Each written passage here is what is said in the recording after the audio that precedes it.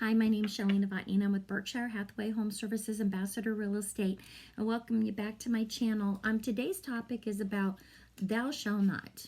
Thou shall not do 10 things while you are trying to make your home purchase. And I really hope that a lot of people will go ahead and like this video, share it with your friends, your family, your coworkers, anyone that you know that might be out looking for a home, because I don't think that we stress this enough from a financial standpoint and from a realtor standpoint. It's so important to take care of your money and to value it. And it begins with keeping a job. You need to stay employed where you're at. We don't like it when you're jumping from one industry to the next. It'll cause what I call a red flag with underwriting. So it's okay if you're a nurse and then you want to upgrade your job and then move into another nursing job, that's fine.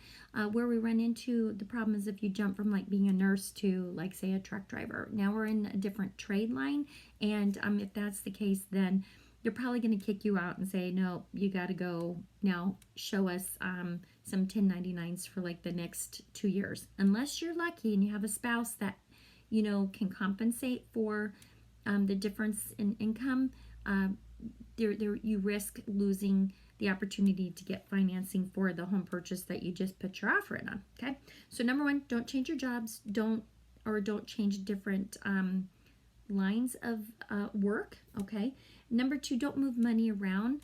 Here's a great example. I was really young.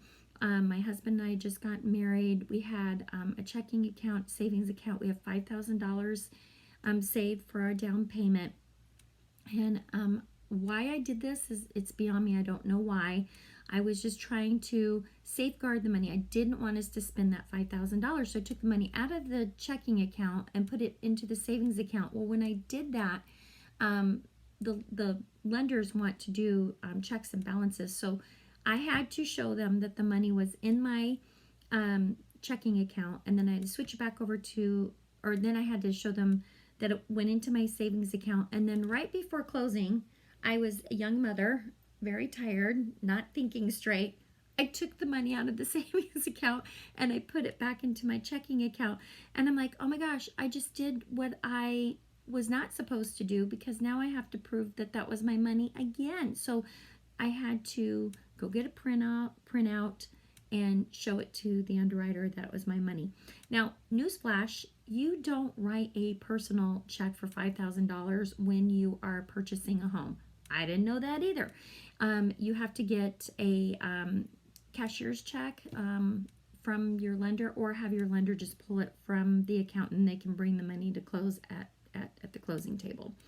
Don't co-sign on a note. There's a lot of people that have big hearts out there, and they're like, you know what? I just got pre-approved for $200,000. We only borrowed $160,000, so I could probably co-sign for $40,000 for a friend or for a relative, so then they can get from point A to point B. No, don't do that. All right. Don't pay off your debt or your credit cards or close accounts. When you do those types of things, it does hit your credit, and so if your credit score was already a little bit lower, it will potentially kick you out of the home buying game. Don't make big purchases. Here's an example. So many people get so excited about the house, and they're like, oh my gosh, we got the house, now we need new flooring, or we need to get window treatments, or we need a washer and dryer. And so they'll go to like Nebraska Furniture Mart or Krasny's, and they're going to make this purchase, and they take out a credit card. No, we don't want you doing that. Don't make any purchases until after closing, and we hand you the keys and we say, the house is yours. All right.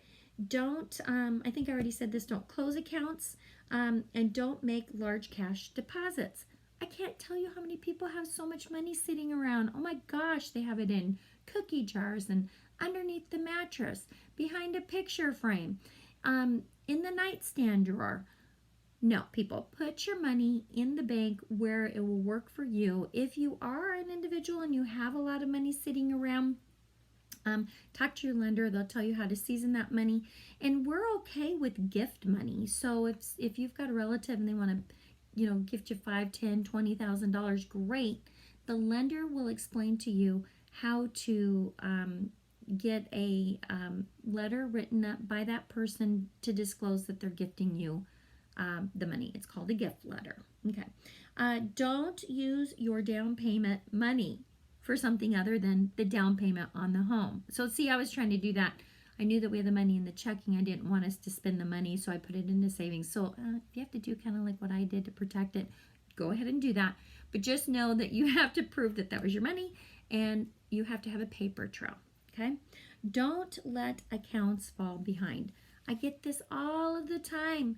Shelli, oh my gosh, I forgot to make my student loan payment. Oh my gosh, I forgot to make the car payment.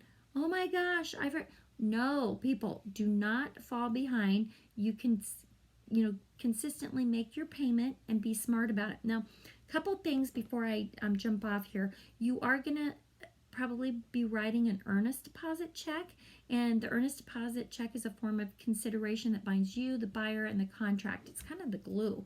So I want you to be thinking in advance, what does that look like? How much is it going to be? Where is the money coming from?